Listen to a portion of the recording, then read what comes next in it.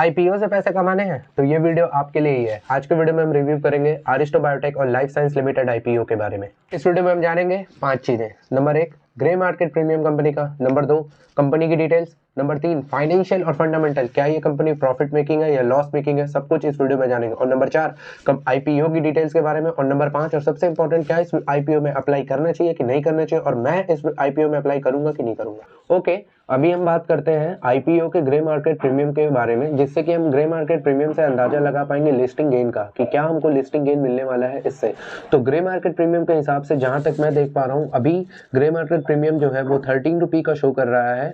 मतलब कि आईपीओ का इश्यू प्राइस है 72 रुपीज और ग्रे मार्केट प्रीमियम के हिसाब से 13 रुपीज के अप डाउन के हिसाब से 85 पर ये स्टॉक लिस्टेड हो सकता है स्टॉक मार्केट में। आपको क्या लगता है कितने प्राइस पर ये लिस्ट होगा, कमेंट करके जरूर बताएं। और मुझे नहीं मालूम कि ग्रे मार्केट प्रीमियम का कितना परसेंट एक्यूरेसी होता है, कितना परसेंट एक्यूरेसी नहीं होता है, लेकिन हाल ही में ग्रे मार्केट प्रीमियम के हिसाब से जैसे कि सा पॉलीमर आईपीओ में काफी अच्छा लिस्टिंग देखने को मिला है, और बहुत सारे और भी आईपीओ है आप देख पा रहे होंगे जहां पर लिस्टिंग गेन अच्छा मिला है ग्रे मार्केट प्रीमियम के हिसाब से। तो आप अपने रिस्क के अकॉर्डिंग ग्रे मार्केट प्रीमियम पे ऊपर ट्रस्ट करके आप लिस्टिंग गेन के लिए आईपीओ में अलॉटमेंट कर सकते हो।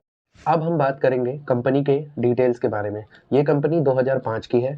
ये company agro chemical based company है। वर्ड से ही पता चलता है एग्रो केमिकल। एग्रो का मतलब होता है एग्रीकल्चर, जो खेती बाड़ी में इस्तेमाल होते हैं, और केमिकल्स, जो केमिकल्स खेती बाड़ी में इस्तेमाल होते हैं, उन केमिकल्स को ये प्रोडक्शन करने में, उसको मैन्युफैक्चर करने में और डिलीवर करने में इस्तेमाल होते हैं। इंडिया में 20 स्टेट में इस कंपनी के प्रोडक्ट जो है वो डिलीवर होते हैं। और जानने में आपको बहुत अच्छा लगेगा कि इस कंपनी के product out of country 15 countries में जाते हैं, जैसे कि यूएई, बांग्लादेश, ऑस्ट्रेलिया, अफ्रीका और न्यूजीलैंड तक जाते हैं।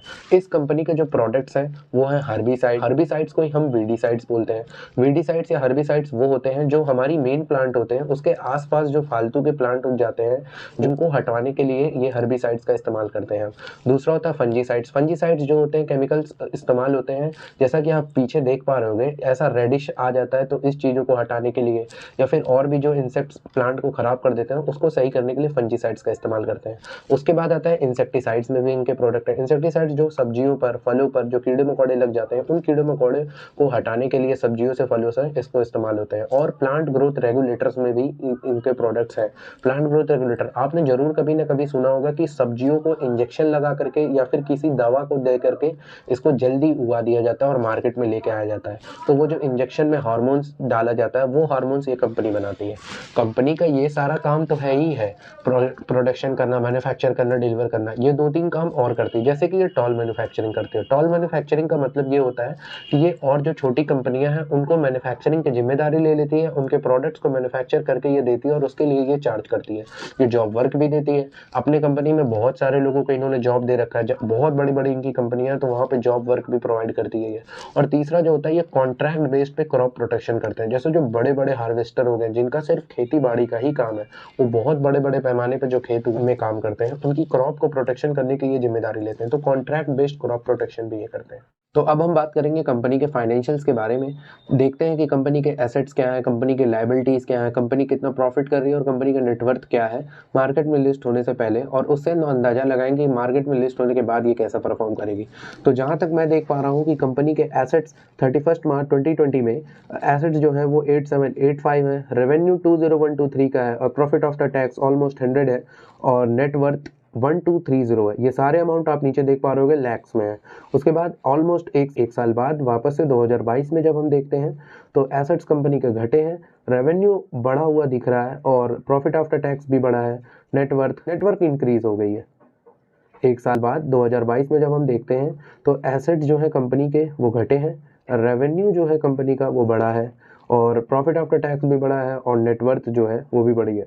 और फिर 2022 में ही 30 सितंबर क्वार्टरली जब हम देखते हैं तो एसेट्स कंपनी का काफ़ी अच्छा ग्रो हुआ है, 7700 से 10869 हो गया है, रेवेन्यू भी कंपनी का इंक्रीज हुआ है, profit after tax almost double है, और नेटवर्थ जो है वो भी कंपनी की इंक्रीज कर रही है। तो कंपनी के फाइनेंशियल जहां तक हम सितंबर 2022 तक देख के बता पा रहे हैं कि कंपनी का फाइनेंशियल काफ़ी अच्छा है, एसेट्स भी बढ़ रहा है, नेटवर्थ भी कंपनी की बढ़ रही है। तो ये था अरिस्टो बायोटेक का फाइनेंशियल। लेकिन एक बात मैं आपको और बता दूं, ये तो अभी तक का फाइनेंशियल थे जब तक ये मार्केट में लिस्ट नहीं हुआ था। अब जैसे ही ये मार्केट में उतरेंगे, अब हमको देखना होगा कि कौन कौन सी कंपनियों से ये कम्पीट करेगा, यानी कि इसके पीयर्स क्या है, किससे इसको मार्केट में कंपैरिजन करना पड़ेगा, किससे इससे मार्केट में कम्पीट करना पड़ेगा।